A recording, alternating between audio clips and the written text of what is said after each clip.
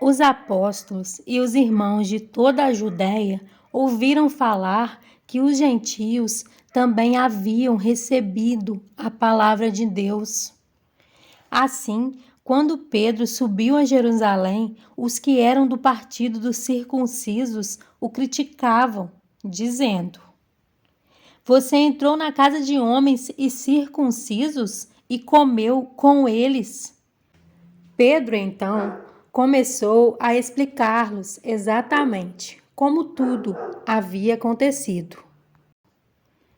Eu estava na cidade de Jope, orando, caindo em êxtase.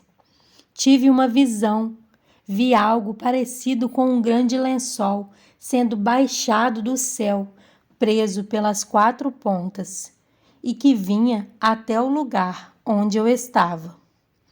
Olhei para dentro dele e notei que havia ali quadrúpedes da terra, animais selvagens, répteis e aves do céu. Então ouvi uma voz que dizia: Levante-se, Pedro, mate e coma. Eu respondi: De modo nenhum, Senhor. Nunca entrou em minha boca algo impuro ou imundo. A voz falou do céu segunda vez: Não chame impuro ao que Deus purificou. Isso aconteceu 3 vezes e então tudo foi recolhido ao céu. Na mesma hora, chegaram à casa em que eu estava hospedado 3 homens que me haviam sido enviados de Cesareia. O Espírito me disse que não hesitasse em ir com eles. Estes 6 irmãos também foram comigo e entramos na casa de um certo homem.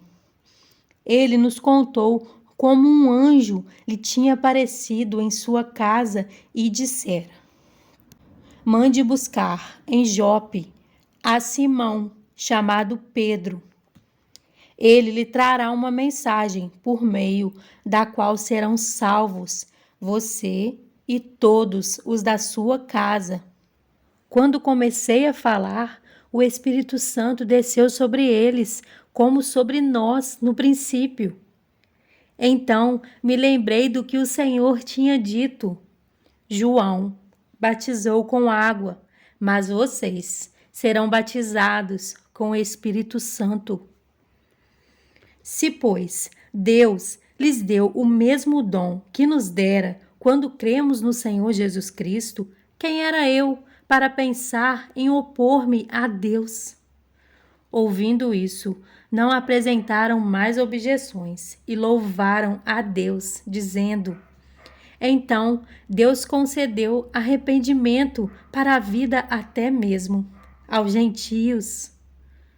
Os que tinham sido dispersos por causa da perseguição desencadeada com a morte de Estevão chegaram até a Fenícia, Chipre e Antioquia, anunciando a mensagem apenas aos judeus. Alguns deles, todavia, cipriotas e cireneus, foram a Antioquia e começaram a falar também aos gregos, contando-lhes as boas novas a respeito do Senhor Jesus. A mão do Senhor estava com eles e muitos creram e se converteram ao Senhor. Notícias desse fato chegaram aos ouvidos da igreja em Jerusalém e eles enviaram Barnabé a Antioquia. Este, ali chegando e vendo a graça de Deus, ficou alegre e os animou a permanecerem fiéis ao Senhor de todo o coração. Ele era um homem bom, cheio do Espírito Santo e de fé, e muitas pessoas foram acrescentadas ao Senhor.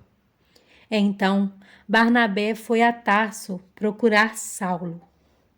E quando o encontrou, levou-o para Antioquia. Assim, durante um ano inteiro, Barnabé e Saulo se reuniram com a igreja e ensinaram a muitos. Em Antioquia, os discípulos foram pela primeira vez chamados cristãos. Naqueles dias, alguns profetas desceram de Jerusalém para Antioquia.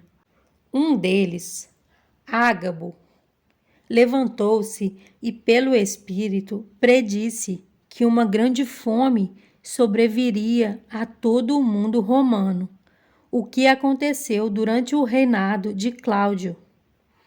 Os discípulos, cada um segundo as suas possibilidades, decidiram providenciar ajuda para os irmãos que viviam na Judéia. E o fizeram, enviando suas ofertas aos presbíteros pelas mãos de Barnabé e Saulo. Em João 14, 21 a 26, diz: Quem tem os meus mandamentos e lhes obedece, esse é o que me ama. Aquele que me ama será amado por meu Pai, e eu também o amarei e me revelarei a ele. Disse então Judas, não Iscariotes: Senhor, mas por que te revelarás a nós e não ao mundo? Respondeu Jesus: Se alguém me ama, guardará a minha palavra. Meu Pai o amará. Nós viveremos a ele e faremos nele morada. Aquele que não me ama não guarda as minhas palavras. Estas palavras que vocês estão ouvindo não são minhas, são de meu Pai que me enviou. Tudo isso lhes tenho dito, enquanto ainda estou com vocês. Mas o Conselheiro, o Espírito Santo, que o Pai enviará em meu nome, lhes ensinará todas as coisas e lhes fará lembrar tudo o que eu lhes disse.